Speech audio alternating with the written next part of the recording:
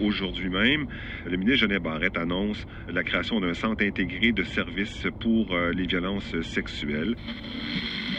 Nous ne voulons plus qu'au Québec, les personnes victimes de violences sexuelles ou conjugales hésitent à dénoncer et à porter plainte. Nous ne voulons plus que le parcours judiciaire soit considéré comme un obstacle supplémentaire pour les personnes victimes. J'ai entendu parler de la traversée pour la première fois à la radio. Je disais, ben c'est ça. Ben c'est ça que je veux. Mais ça me prendrait. Ça existe. Oui, à Saint-Lambert, inauguré aujourd'hui par le ministre de la Justice, Simon Jolin Barrette.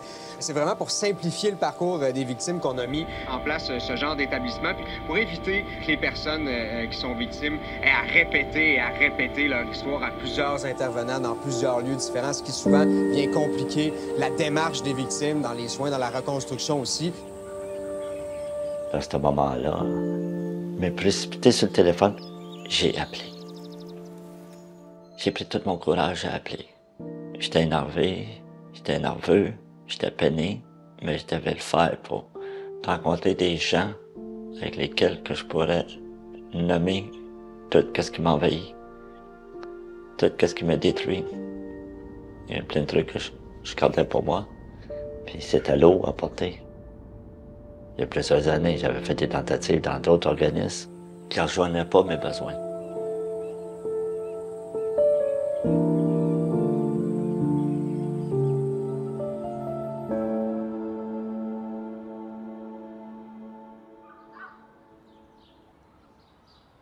Après une agression sexuelle, le parcours pour les personnes victimes est souvent un vrai casse-tête. Elles vont devoir raconter leur histoire à des dizaines d'intervenants sans savoir vraiment qui va pouvoir les aider. Le projet pilote du CIVIS, créé en 2023 en Montérégie, va changer ça. C'est un lieu unique où une trentaine de partenaires juridiques, avocats, intervenants psychosociaux, psychothérapeutes et policiers, travaillent ensemble pour accompagner la personne victime tout au long de sa trajectoire de façon humaine et continue. Tout est centralisé et tout est gratuit. Et surtout, il y a un seul point de contact qui aide la personne victime à avancer étape par étape. Le CIVIS est coordonné et hébergé par l'organisme La Traversée. C'est un centre de soutien psychosocial, mais aussi de psychothérapie, qui aide les personnes victimes de violences sexuelles à se rétablir, et coporté par le service de police de l'agglomération de Longueuil et le centre d'aide aux victimes d'actes criminels de la Montérégie, mieux connu sous le nom du CAVAC. Au sein du CIVIS, les intervenantes CAVAC, elles agissent à titre de coordonnatrices des interventions.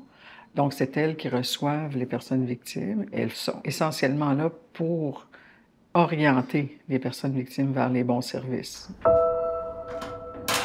L'angoisse en dedans moi, c'était je vais être cru, je vais être compris, du moins. Je ne savais pas comment dire, de nommer les trucs. Quand je les nommais, mais ça me montait en colère. Mais les intervenantes, elles étaient calmes, sereines, prêtes à m'accueillir et à entendre qu'est-ce qui m'a amené ici, mon histoire, ma souffrance. Maintenant, je sais plus. C'est très difficile de venir chercher de l'aide quand on vit un trauma. Le trauma, c'est l'expérience de la mort, sans mourir véritablement. Donc quand on fait l'expérience de la mort, mais qu'on est toujours vivant, c'est extrêmement difficile de mobiliser l'énergie nécessaire pour aller trouver des ressources. C'est pour ça que c'est très important pour nous d'avoir toutes les ressources au même endroit et que ce soit nous qui mobilisions l'énergie autour de la personne victime.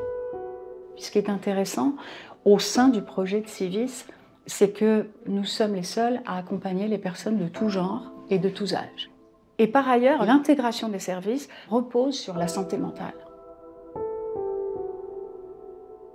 J'étais en détention, c'est arrivé, moi. Donc, j'expliquais comment que les gardiens en question avaient procédé pour me faire ce mal-là. C'était une violence inouïe. J'étais tâté, j'étais pris, j'étais léché. On m'a touché mes parties. On m'a touché mon corps. On m'a sali par des mots, puis par des...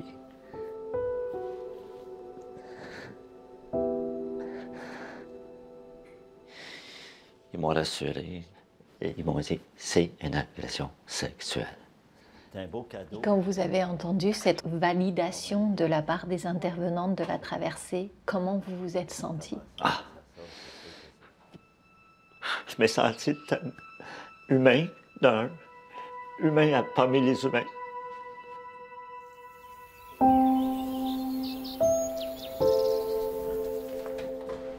OK, bien, je propose d'en discuter avec l'équipe clinique.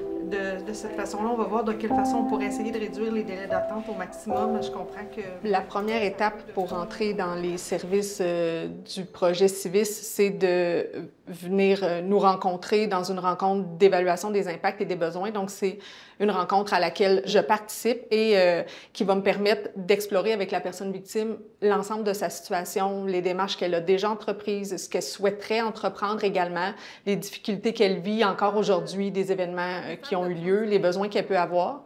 Donc, moi, cette rencontre-là est essentielle pour bien cibler les besoins de la personne, pour pouvoir lui proposer les services qui sont les mieux adaptés là, à sa situation. Elle vient nous consulter pour des événements de violence sexuelle. Et cette évaluation-là est faite conjointement avec une intervenante du CAVAC, donc une des coordonnatrices des interventions du CAVAC, et une intervenante de la traversée. Donc, elles vont pouvoir, chacune d'entre elles, aller regarder du côté du CAVAC, est-ce qu'une plainte a été déposée, est-ce qu'il y a des besoins au niveau juridique, au niveau judiciaire, est-ce qu'il y a un accompagnement socio-judiciaire qui est nécessaire. Et au niveau de la traversée, elles vont s'attarder un petit peu plus sur les symptômes post-traumatiques, qu'est-ce que vit la personne, quels sont les impacts, et donc quels services on pourrait lui proposer en santé mentale. On est vraiment sur une perte de fonctionnement suite au retour au travail, il n'y a pas de situation de harcèlement sexuel ou quoi que ce soit.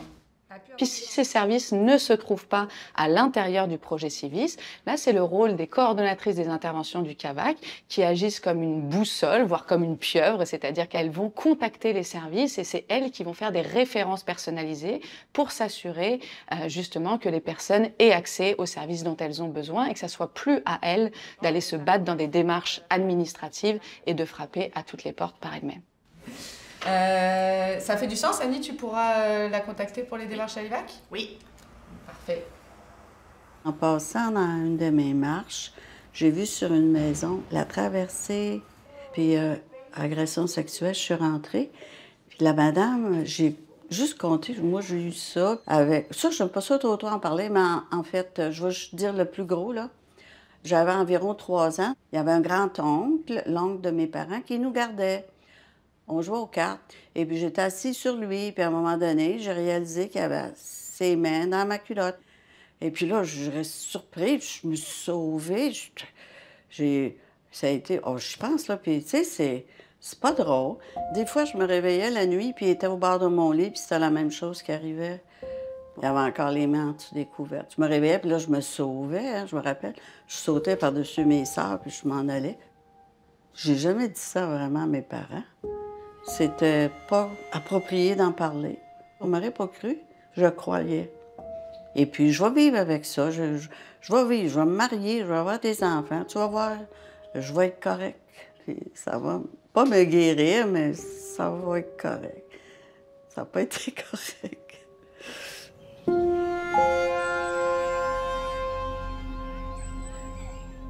L'état dans lequel nous arrivent les gens est très variable. C'est-à-dire qu'il y a des gens qu'on rencontre pour la première fois, l'événement est récent, ces gens-là sont en situation de stress aigu, sont en situation de crise, la souffrance est très vive. Il y a des gens qu'on va rencontrer, les événements vont avoir eu lieu il y a vraiment plusieurs années, ils ont appris à fonctionner avec cet événement-là, mais ils souhaitent quand même travailler certaines choses, améliorer certains éléments.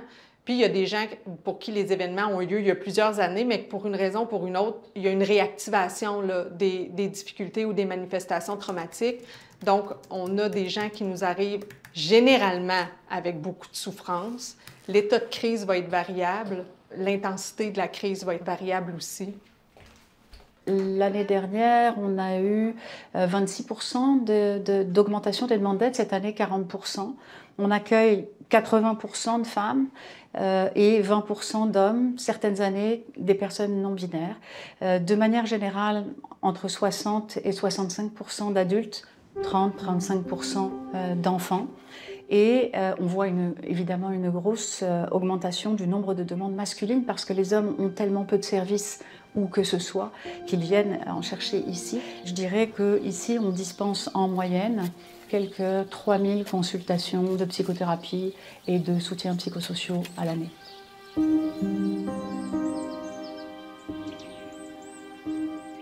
J'ai été référée à Traversée par les services de police que j'ai été voir, les sergents détectives qui a été très gentille, humaine avec moi.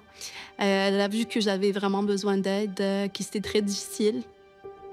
Ma fille, très jeune, qui un jour m'a dit sur un ton très sérieux que j'ai vraiment mal aux parties intimes parce que papa rentrait les doigts fort comme ça et que son père lui expliquait que c'était normal.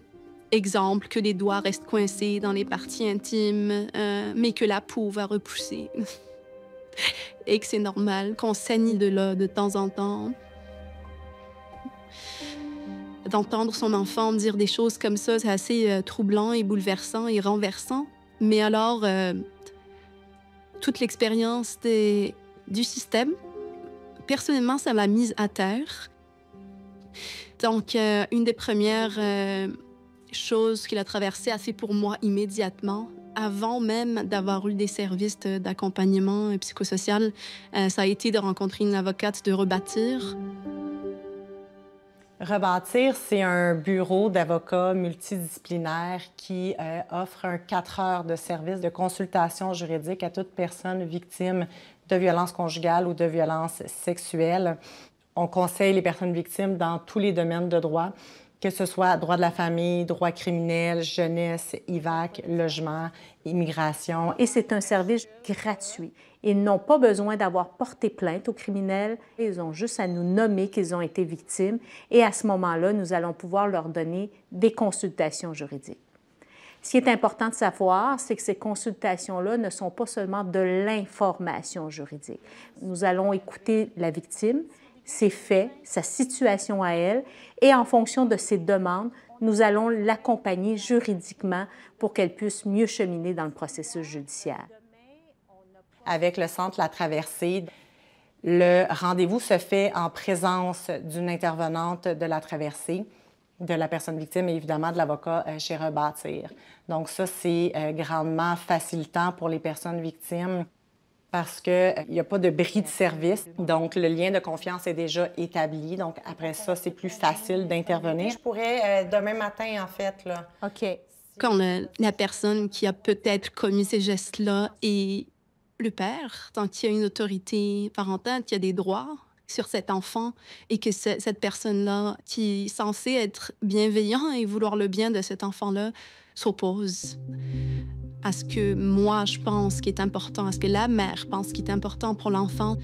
Alors, c'est vraiment pas évident parce qu'on est pris devant un mur et après ça, il faut vraiment entreprendre des démarches légales pour contourner ce problème-là, ce qui n'aide pas quand on est déjà dans un état de stress avancé puis d'angoisse. Salut, ça va? Oui, La Traversée, en fait, je suis arrivé au bon endroit au bon moment parce que je suis dans un parcours, on peut dire, de guérison par rapport à des événements qui se sont passés dans ma jeunesse, dans mon enfance, le début de l'adolescence. C'est des agressions sexuelles qui sont reproduites à quelques occasions, puis subies aux mains d'un membre de ma famille. J'avais 5 ans, il y en avait 18. La première fois. Et puis, ça l'a teinté la façon de voir la vie là, depuis un très jeune âge. Teinté la façon dont les autres m'ont perçu aussi parce que j'étais en réaction, que personne n'écoutait.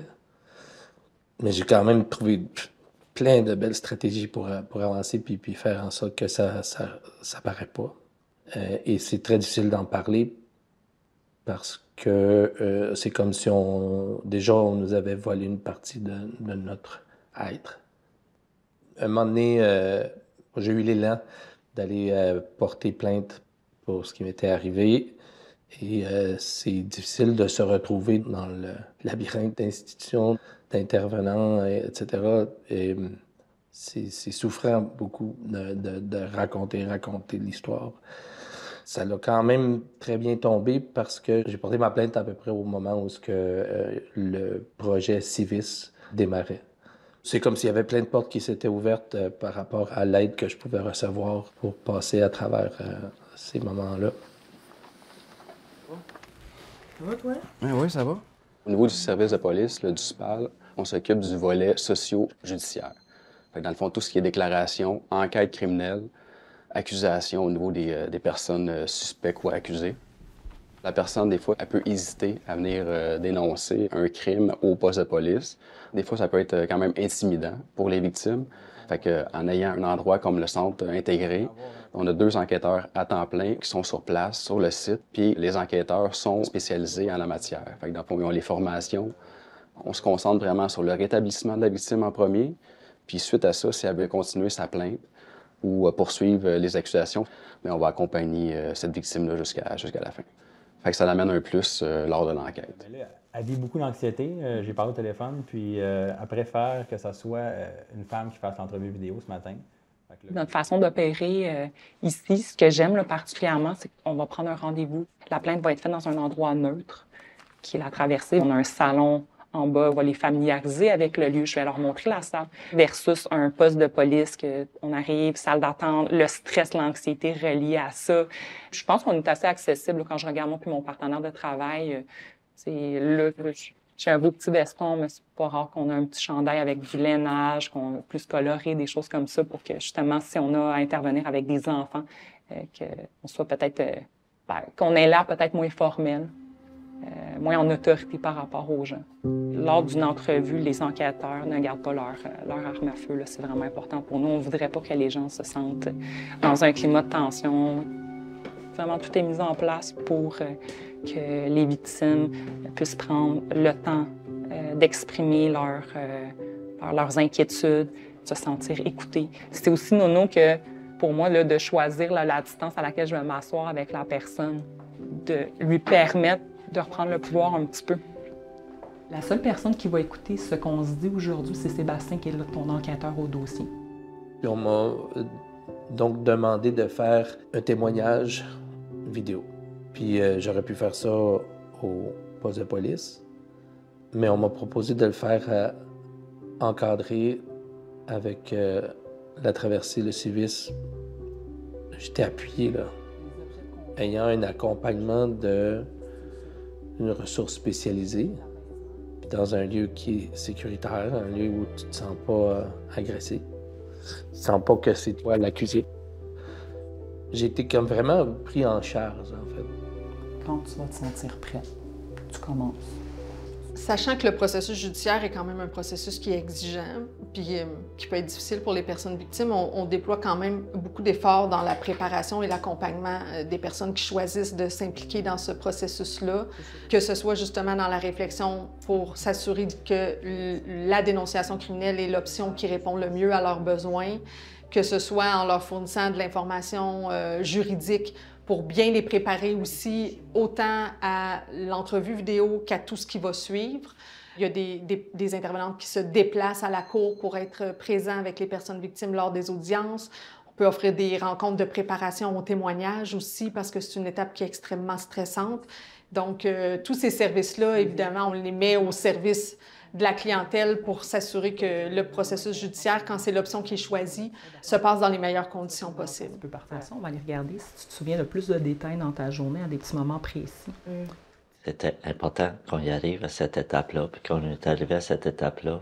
Toutes les appréhensions côté d'être jugé par un corps policier, dit ben oui, ça se pourrait que ci ou pourrait que ça. Non, il n'y en a pas eu de ça. Il n'y a pas eu aucun préjugé, il n'y a pas eu rien. On m'a accueilli avec mes mots, avec ma souffrance. Zoé, d'abord, était à l'écoute, puis intéressée à comprendre l'histoire, puis consciente du fait que quand ça s'est passé à un jeune âge, 30, 40 ans plus tard, 20 ans plus tard, on doute constamment de ce qui nous est arrivé. Mais non, le corps se souvient. Ici, ce que j'aime, c'est qu'on peut vraiment prendre le temps. Pour moi, c'est super important. Elles sont décidées, elles sont en contrôle, elles viennent raconter leur histoire. On peut aller travailler même sur des flashbacks. Puis on va vraiment essayer de le faire de façon non suggestive.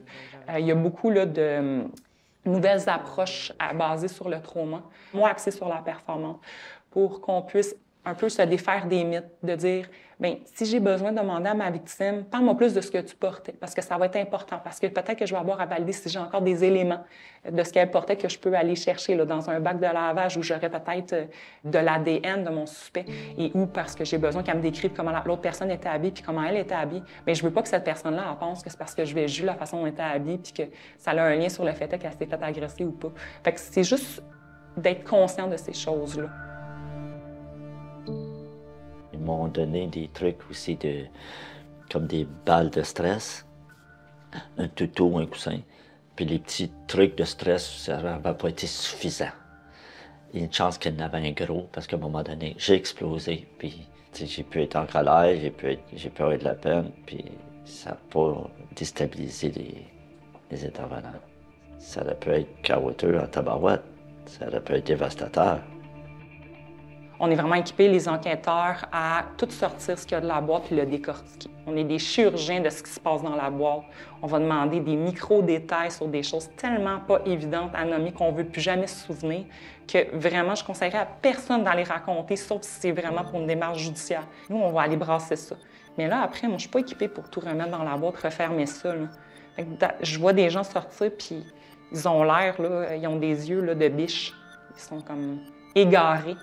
Et donc, de savoir que j'ai un psychologue qui peut être là après pour peut-être une façon de closer l'événement puis de s'assurer que la personne elle va retourner chez elle puis qu'elle va être fonctionnelle puis qu'elle ne sera pas laissée à elle-même puis complètement dissociée par rapport à ce qui s'est passé, bien, je trouve ça très, très rassurant parce que je ne vous cacherai pas, c'est sûr que ça remonte beaucoup d'émotions très, très négatives.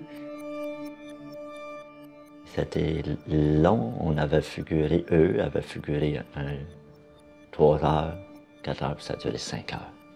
T'sais, ils n'ont pas pris de pause. C'était tellement... C'était vif, c'était ça. J'étais épuisé. J'ai dit à ma conjointe en arrivant, j'avais dit c'est les 3 heures les plus dures que j'ai vécues, je pense. C'est comme si j'avais vidé de quoi là, puis ça avait allégé un peu les choses. Le fardeau, c'est là, c'est vrai. Je suis cru, puis je vais de l'avant, puis c'est pas de ma faute. Disons que la plainte, c'est un processus qui est long, qui est difficile, mais qui, pour certaines personnes victimes, est nécessaire pour pouvoir aussi se libérer de ce qu'elles ont vécu. Ce n'est pas toutes les personnes victimes qui souhaitent porter plainte, puis c'est correct, personne ne les oblige à le faire, mais pour certaines personnes, c'est particulièrement aidant. Pour moi, c'était mettre le poids de la culpabilité sur la personne à qui ça doit revenir. Moi, mes attentes, c'est de faire connaître ma détresse pour faire punir par la justice les auteurs de ce crime et les faire punir d'une façon civilisée avec nos droits, nos lois.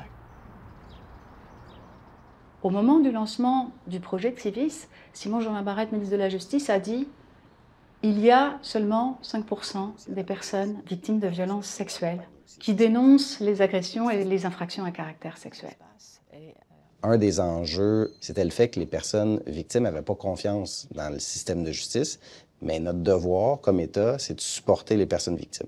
C'est un travail qui est important. Puis en plus, le fait d'intégrer l'ensemble des partenaires, ça fait en sorte que tout le monde pousse dans la même direction au bénéfice des personnes victimes. Aujourd'hui, dans le cadre du projet de Civis, il y a près de 60% des usagers et des usagères qui dénoncent les faits à la police et il y en a 37% qui judiciarisent leur démarche.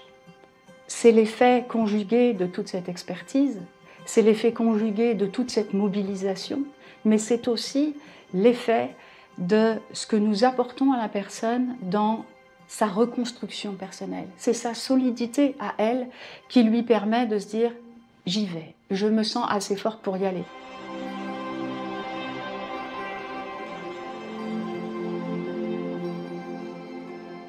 Je ne m'attends pas à ce qu'il soit éventuellement traduit en justice parce qu'il est à l'étranger.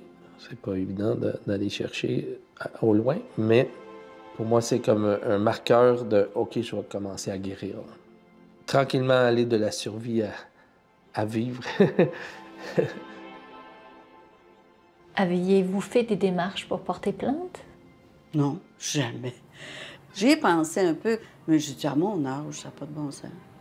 Bien, moi, à ce moment-là, mon but était de pardonner à la personne qui m'avait fait ça. Parce que tous les jours, j'y pensais, puis c'était un moment déplaisant de ma journée. Ça me revenait, j'avais toujours des circonstances, des choses que j'avais manquées dans la vie, puis que je dis, bon, OK, ça, c'est trop tard. Mais à un moment donné, j'ai commencé à penser au pardon, puis c'était important pour moi. Salut, José. Dans des situations de violence intime, souvent on va penser que la seule option, c'est soit porter plainte ou non. Mais il existe la justice réparatrice qui est peu connue, qui est peu utilisée, qui peut être vraiment bénéfique.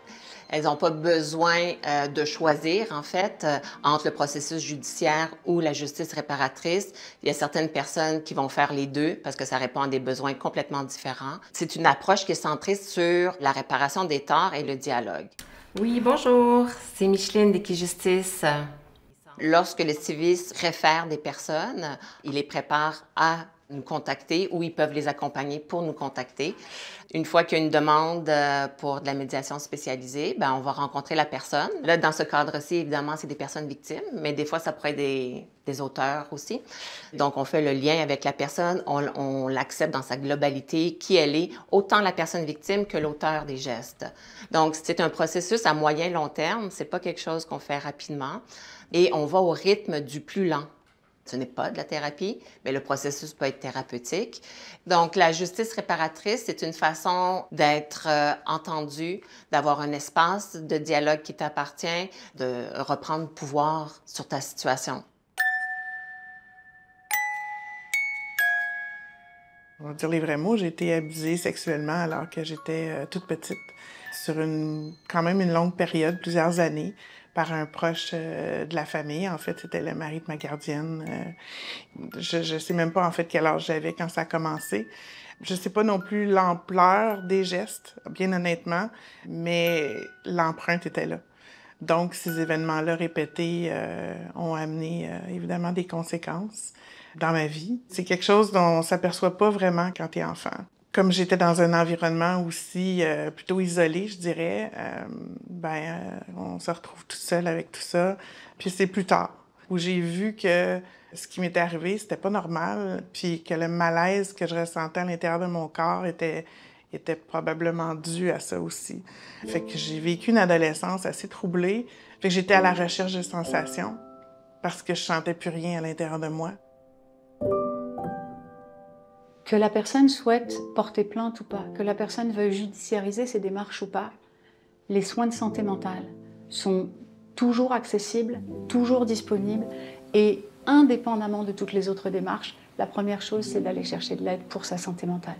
Pourquoi? Parce que la guérison, le rétablissement, ça passe par le soutien, ça passe par le temps. Puis ça passe aussi par le fait que ce trauma ne prenne plus toute la place et ne soit plus qu'un élément dans un contexte de vie et non pas la vie tout entière. Et c'est la psychothérapie et ce travail psychothérapeutique qui permet de remettre cet événement à la bonne place. Ma vie, elle était tellement imprégnée de cette souffrance, de cette colère que j'étais tout le temps perdu. Je pouvais exploser à chaque instant. Puis j'étais tout le temps sur la retenue de tout. Puis en même temps, mon univers s'écroulait. Je le voyais comme ça. Je le sentais comme ça. Petit à petit, ce que ça a fait, c'est que ça m'a amené un jour à plus vouloir vivre, en fait. Parce que je vivais pas, je survivais. Puis chaque jour, plusieurs fois par jour, j'avais des flashs, j'avais des malaises à l'intérieur de moi, des grandes peines, une grande noirceur. qui m'empêchait de jouir pleinement de la vie, alors que à travers tout ça, j'avais réussi à terminer mes études, j'avais rencontré quelqu'un de bien avec qui j'ai eu 3 belles filles, puis même si cette relation-là n'a pas fonctionné, à l'intérieur de moi, c'était un désastre, puis je le cachais bien, honnêtement, jusqu'à ce que je sois plus capable de le cacher. Je m'excuse.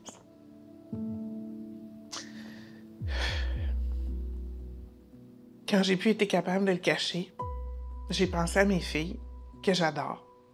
Puis je me suis dit, à l'intérieur de moi, c'est pas normal que tu sois rendu au point de penser qu'elles seraient mieux sans toi. Ça a été le coup de fouet. Puis honnêtement, je sais pas ce qui a fait que j'ai pris mon ordinateur puis j'ai fait la recherche pour trouver de l'aide plutôt que de faire autre chose. La majorité des personnes qui viennent nous voir souffrent de troubles de stress post-traumatique. Donc c'est les cauchemars, les flashbacks, l'impression de revivre constamment l'événement avec le même effroi qu'elle a ressenti pendant la situation de violence sexuelle. Ce sont les reviviscences. On retrouve aussi de l'hyperréactivité puisque les personnes sont constamment en état d'alerte, en hypervigilance. Il y a des symptômes d'évitement aussi, d'évitement interne, où la personne se sent carrément vide, se sent comme un zombie. Il y a comme une forme d'absence à l'intérieur ou externe où la personne, consciemment ou inconsciemment, évite des situations, des événements qui ressemblent au trauma ou qui pourraient l'exposer. Enfin, c'est également un ensemble de symptômes qui peut aller de la perte de l'intérêt ou qui peut aller aussi des amnésies. Pourtant, c'est des éléments marquants, mais on va se rappeler de certains bouts du trauma, puis il y a des bouts qui manquent. Pendant une certaine partie de la vie, des fois, ça revient, et des fois, c'est persistant, où il y a des bouts qui vont manquer pour toujours, et c'est très handicapant. La personne se sent folle de ne pas se rappeler de certaines parties d'événements aussi marquants. Également, plusieurs autres effets psychologiques, la dépression, l'anxiété, des troubles avec l'image corporelle, des personnes, par exemple, qui vont s'automutiler, des personnes qui vont avoir des troubles alimentaires, des personnes qui vont... Autres problèmes aussi, des idéations suicidaires. Donc, beaucoup de détresse, beaucoup de souffrance suite à des agressions sexuelles.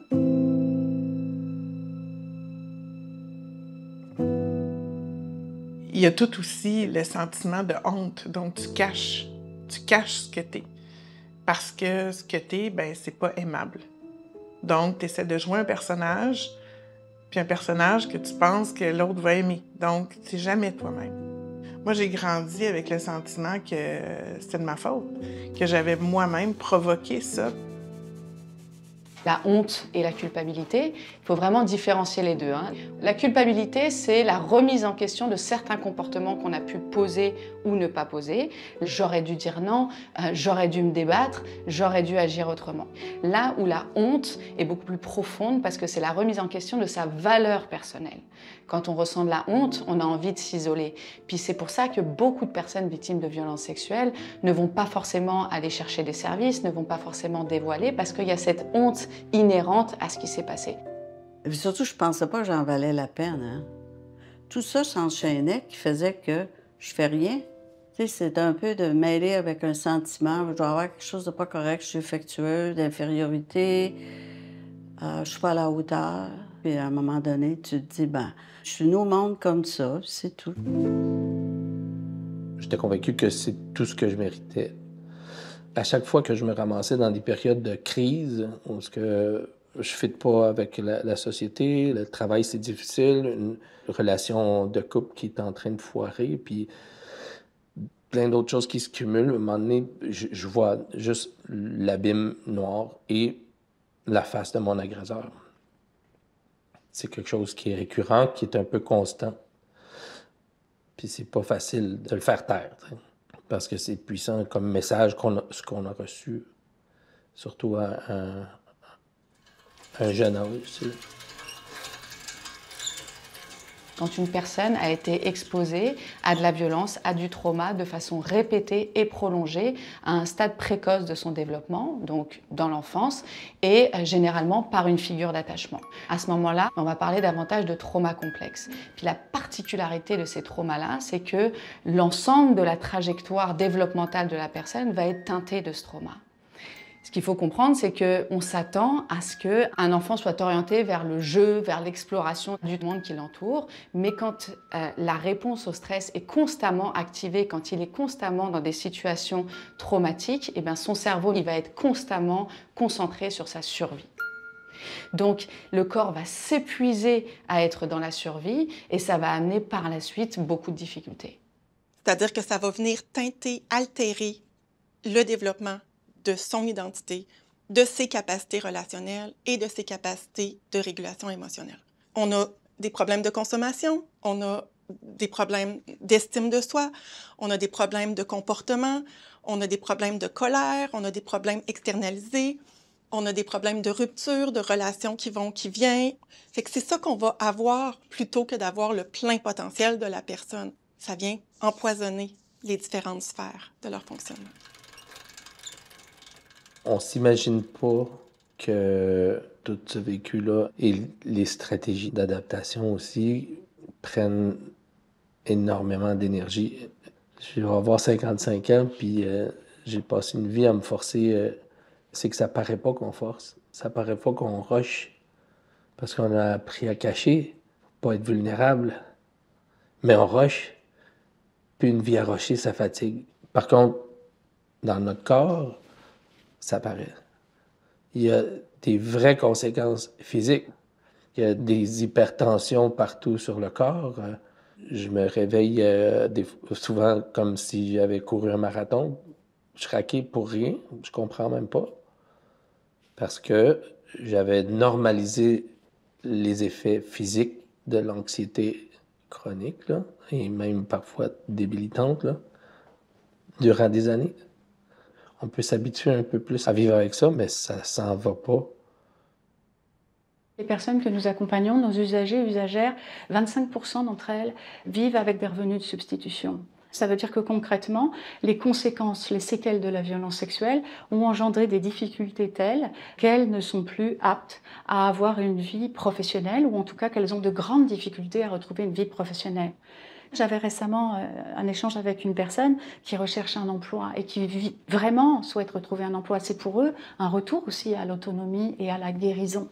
En recherchant cet emploi, elle dit « Comment je vais à l'entretien de recrutement expliquer à une personne inconnue que je ne peux pas travailler si je n'ai pas un mur derrière moi parce que je suis tout le temps en train de me demander ce qui va arriver derrière moi ?»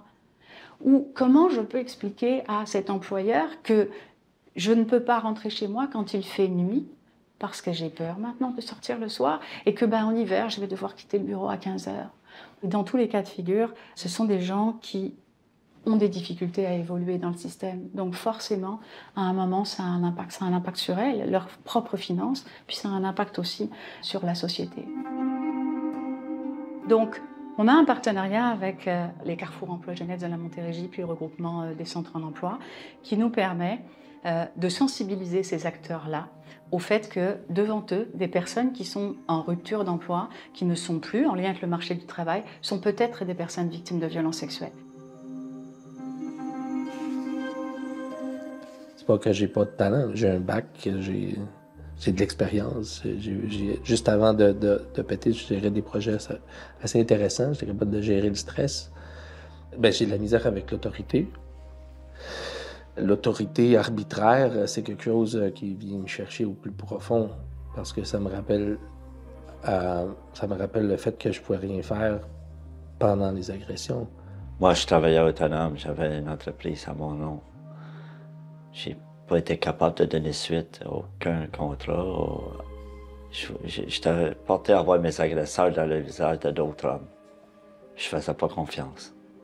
Le monde qui était prêt, là, ça les dérangeait parce qu'ils n'arrivaient pas à comprendre.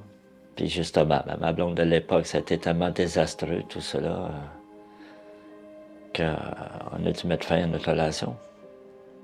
Être un homme victime de violences sexuelles, on est un peu pas mal stigmatisé au départ. On est le dominé, on est le perdant, on est le pas assez homme. Le trauma en violence sexuelle, c'est une blessure psychique, mais c'est aussi une blessure au niveau de l'intimité, au niveau du corps. Donc on va retrouver aussi des symptômes physiques, notamment s'il y a eu des maladies sexuellement transmissibles. Les personnes peuvent souffrir aussi de douleurs au niveau des organes génitaux. Le trauma sexuel peut amener aussi des grossesses non désirées. Donc on va retrouver ces particularités-là au niveau des symptômes physiques et on va retrouver énormément d'enjeux aussi au niveau de l'intimité et de la sexualité. Au niveau sexuel, c'est comme si ton corps n'a plus de valeur. Tu te mets dans des situations dangereuses, puis il t'arrive des viols, puis des viols à répétition parce que, justement, tu n'as comme plus conscience. Puis évidemment, ma première relation, cet homme-là s'est avéré à être aussi un agresseur, mais qui avait les mots justes, puis qui a reconnu probablement ma vulnérabilité, puis ma soif d'attention, puis d'amour. Puis moi, ce que j'avais connu, c'est les gens qui me disaient qu'ils m'aimaient, ben ils me faisaient du mal. Donc, ça crée une espèce de pattern vraiment toxique. Puis à peine après quelques mois de fréquentation, la violence s'est installée, les comportements sexuels aussi un peu déviants là, se sont installés. Puis il a suffi d'une nuit où il a cogné à la porte, puis il a menacé de réveiller l'immeuble au complet si je lui ouvrais pas. Puis c'est ça, j'ai ouvert la porte. J'ai ouvert la porte, pourquoi? Il aurait pu réveiller tout le monde, mais non, parce que, avec le recul aujourd'hui, je me rends compte que j'avais beaucoup plus peur de ce que les gens allaient penser, puis de déranger les gens, que d'affronter ce danger-là. Puis cette nuit-là, ben, j'ai failli mourir. Quand j'ai ouvert la porte, il montait en haut, on est allé dans ma chambre, puis tout de suite, ben, il m'a pris, puis il m'a poussé sur le lit, il m'a attaché. Puis il m'a gardé comme ça toute la nuit. Puis sans dire tout ce qu'il a fait, c'était des menaces constantes, que j'allais mourir. De toutes sortes de manières, puis le viol, encore. Encore le rapport au corps, tu sais. Puis encore une fois, mais ça a agrandi la coupure que j'avais déjà.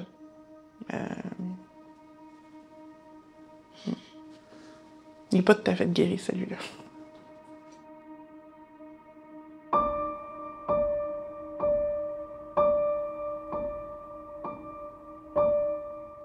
Pour certaines personnes, suite aux violences sexuelles, ils vont se faire violence à elles-mêmes pour être capables d'être fonctionnels dans une sexualité. Il y en a d'autres qui vont complètement couper, donc une forme de dissociation, de pas ressentir, de pas avoir de sensations parce que justement ces sensations-là sont associées au trauma. Ben, je pense bien que j'ai jamais été capable de véritable intimité avec mon mari.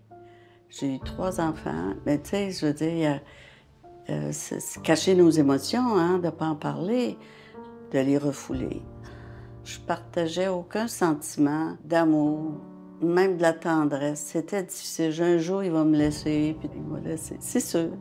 Parce qu'il a dû manquer ma tendresse, tu sais.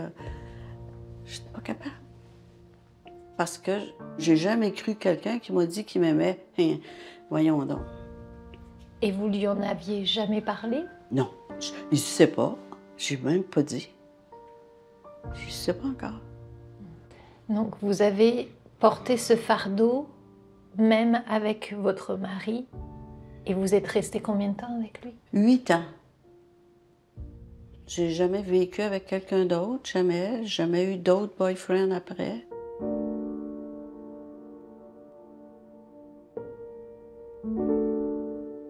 Au niveau des séquelles sexuelles de la violence sexuelle, il y a plusieurs dimensions. Et une des dimensions, c'est ce sentiment de s'engager dans des comportements sexuels pour plaire à l'autre. Ça va fonctionner un peu, mais ça va renforcer l'aversion sexuelle. Ça va faire en sorte que la personne s'engage pour faire plaisir à l'autre, comme si elle donnait un nanan à l'autre. Mais plus que la personne fait ça, et plus que l'aversion, le dégoût sexuel et une forme de haine de l'autre et de soi va s'installer. Et ça vient, c'est ancré dans cette idée que quelque part dans ta vie, il y a quelqu'un qui a utilisé ton corps sans ton consentement ou qui a peut-être même utilisé ton affection pour avoir accès à toi et t'agresser sexuellement. Et donc, comment être capable après ça de redécontaminer la sphère sexuelle pour avoir accès au plaisir et dire « je choisis cette personne, je choisis d'avoir une vie sexuelle avec cette personne, c'est moi qui le décide » et non pas « je suis victime encore et je dois donner de la sexualité à l'autre parce que ça va mener à de la détresse éventuellement. » Avoir subi des agressions sexuelles à un jeune âge, très jeune âge, fait en sorte que tu apprends d'une mauvaise façon la sexualité. Tu apprends un rapport de force ou de soumission. Tu apprends de l'injustice, puis tu apprends des plaisirs. L'idée qu'on doit faire des choses qui nous sont désagréables pour être aimé, pour être valide. Puis le rapport à l'autre, se sentir inconfortable face à les hommes en proximité, j'ai beaucoup de misère. D'un autre côté, il y a des moments où tu es hyper sexualisé. Avoir des tensions sexuelles à des moments où ça n'a aucun rapport. Puis c'est vraiment indépendant de ta volonté, là. Il y a des connexions qui se font entre ton corps et ton cerveau que toi, t'es pas maître de ça. Puis des fois, c'est extrêmement apeurant. De comprendre, surtout quand les abus arrivent jeunes, qu'il y a un éveil, si on veut, aux sensations sexuelles, aux sensations de l'excitation sexuelle qui s'est fait de façon beaucoup trop précoce. Comment, à l'âge adulte, je peux me réapproprier ces sensations-là, mais d'une nouvelle façon, d'une façon plus positive. Tu sais, ne serait-ce que de différencier le plaisir et l'excitation. Hein, il y a beaucoup de victimes de violences sexuelles qui confondent ces deux notions-là, qui sont assez fondamentales. C'est-à-dire que c'est pas parce que mon corps réagit à une stimulation que ça veut dire que j'ai aimé ça dans le sens que émotionnellement, j'ai pris du plaisir.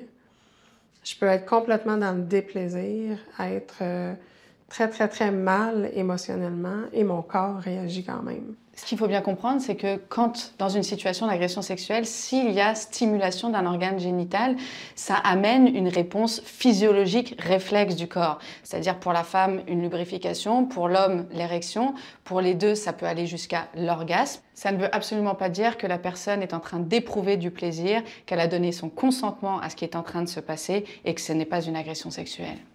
Donc, se réapproprier cette sexualité-là par la suite, il faut prendre le temps de le faire. Il faut se donner les moyens aussi. Ça se fait de façon graduelle, tout en douceur. Il y a un beau travail qu'on peut faire là, pour réapprendre à aimer son corps, à aimer son sexe. Bonjour Shadia, comment vas-tu? Ça va bien, toi? Donc à la traversée, on promeut la pluralité des approches justement pour pouvoir répondre à une pluralité des besoins. Depuis 2024, la traversée a pris le virage de l'EMDR. Donc l'EMDR qui est en français la désensibilisation et le retraitement par les mouvements oculaires. Donc c'est une approche intégrative expérientielle en psychothérapie qui est bien évidemment reconnue par l'Ordre des psychologues du Québec et qui est aussi une des approches les plus préconisées depuis 2013 par l'Organisation mondiale de la santé dans le traitement des traumas.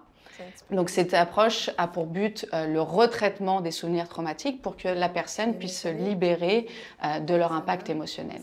L'émotion, ça, c'est fort chez moi. J'ai eu 80. Quand je vais mourir, je veux que ça soit réglé. Puis je ne veux pas dire que je veux mourir maintenant. C'est pas ça. Tu sais, je veux dire, je veux vivre la vie pleinement, là. Je suis capable, j'ai la santé. Même si j'avais juste 2 semaines à vivre, là, mais ça vaut quand même la peine. Hey, partir, là, légèrement, là. Puis qu'on m'a proposé ça, le EMDR. Là, tu sais, j'étais prête à endurer n'importe quoi. Puis je pensais que ça allait être difficile. Pas du tout. Il faut s'abandonner. Mais j'étais prête à m'abandonner. À 20 ans, j'aurais pas été prête à m'abandonner. Nos petits écouteurs. On va faire nos petits tests habituels. Le MDR, en fait, ce que ça fait, c'est que ça aide le cerveau à retraiter des informations, des souvenirs qui ont été, on va dire, mal classés ou qui sont un petit peu pris de façon intemporelle dans le temps. Donc, quand la personne a subi une agression sexuelle et puis qu'elle en est traumatisée, quand elle va nous parler de cette agression-là, c'est un peu comme si elle l'avait vécue hier ou la semaine passée. Alors que parfois, ça fait 10 ans, 20 ans. Donc, on se remet dans ton souvenir. Quand tu as 3 ans, tu es dans le salon avec ce monsieur-là. Ouais. Et le but de l'EMDR, ça va être justement, à travers la stimulation bilatérale, donc la stimulation des deux hémisphères du cerveau, soit par des mouvements oculaires, soit par des tapotements ou des stimuli tactiles, pouvoir sortir le souvenir de la mémoire traumatique, de se rendre compte qu'il n'y a plus de danger associé à ce souvenir-là, et à ce moment-là, enclencher le système de traitement de l'information pour pouvoir intégrer et métaboliser ces souvenirs-là. Tu fais juste suivre mes doigts, puis tu laisses venir ce qui vient. J'en ai quasiment la chair de poule parce qu'il m'a emmené là. C'est Lise qui m'a emmené là. En grattant le bobo. J'avais pas peur, j'étais en confiance. Est-ce qu'on peut guérir et pour vous, qu'est-ce que signifierait guérir? On peut continuer à vivre. C'est-à-dire la plaie peut se refermer. Elle se referme tranquillement. Il va rester une cicatrice, il va rester une sensibilité. J'aspire à ce que ça soit une grosse cicatrice, mais que ça arrête de sointer. En même temps, avec toute épreuve vient le potentiel, de croissance, d'apprentissage, de résilience. Je pense que c'est comme un palier franchi où ce que mon estime est plus solide et le discours d'autodétestation reste moins longtemps. Ouais, il y a du chemin de fait. C'est sûr que la psychothérapie ne permet pas d'oublier ce qu'on a vécu. On va traiter le trauma, les personnes vont s'en souvenir. Mais ce qu'on veut vraiment, c'est les libérer des émotions difficiles qui sont associées. Guérir, c'est d'être capable de dire, de nommer, de pleurer. Donc, pour moi, la traversée, ça a été ce cadeau-là aussi. De me permettre de croire en moi, de croire en mes capacités, puis de m'en sortir, puis d'avoir le droit, moi aussi, d'être heureuse. Alors que j'arrivais pas à l'être. Je me rappellerai toujours, à un moment donné, dans mes dernières séances, puis je vais devenir émotive, c'est sûr, dans mes dernières séances, j'ai réalisé que j'y avais pas pensé depuis 3 jours. C'était jamais arrivé en 40 ans de pas y penser. 3 jours. C'était incroyable. Mais aujourd'hui, j'y pense peut-être une fois par semaine, une fois par 2 semaines. On peut guérir d'un traumatisme dû à la violence sexuelle. On en a de nombreux exemples ici à la traversée. C'est d'ailleurs ce qui nous permet de continuer à faire ce travail parce que sans quoi ce serait extrêmement désespérant.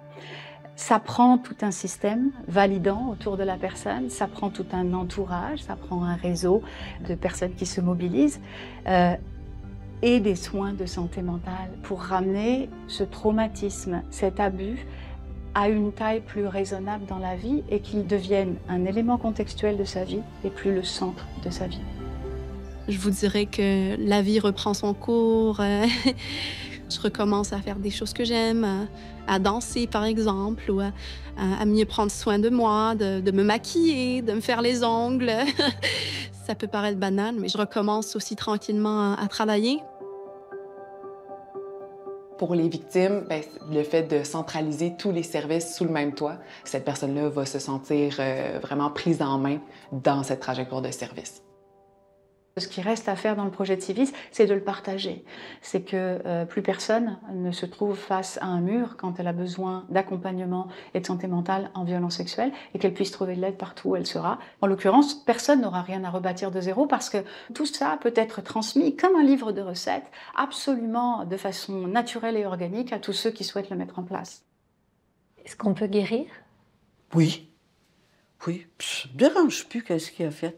Tu sais, je veux dire, c'était un homme, c'était un humain qui buvait trop. Je dis pas ça pour l'excuser ou justifier ses actions.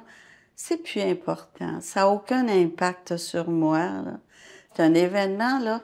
C'était gros, là. Ça rentrait tout ici. Là, il n'y a rien, c'est un nuage, même pas. C'est un affaire. Oups, tu sais, puis je pense, puis j'espère qu'il est heureux. Tu sais, quand tu pardonnes, là, pour moi, c'est ça la signification, la charge, c'est avoir été capable de pardonner. Pour moi, c'est ça que ça m'a amené, là, la liberté. J'ai compris que peu importe ce qui allait arriver dans ma vie, que c'est moi qui allais décider de la suite. J'ai la force, la détermination, la résilience. C'est un cadeau pour moi. Il n'y a rien à mon épreuve aujourd'hui. Et vos projets d'avenir? Profiter plus de la vie.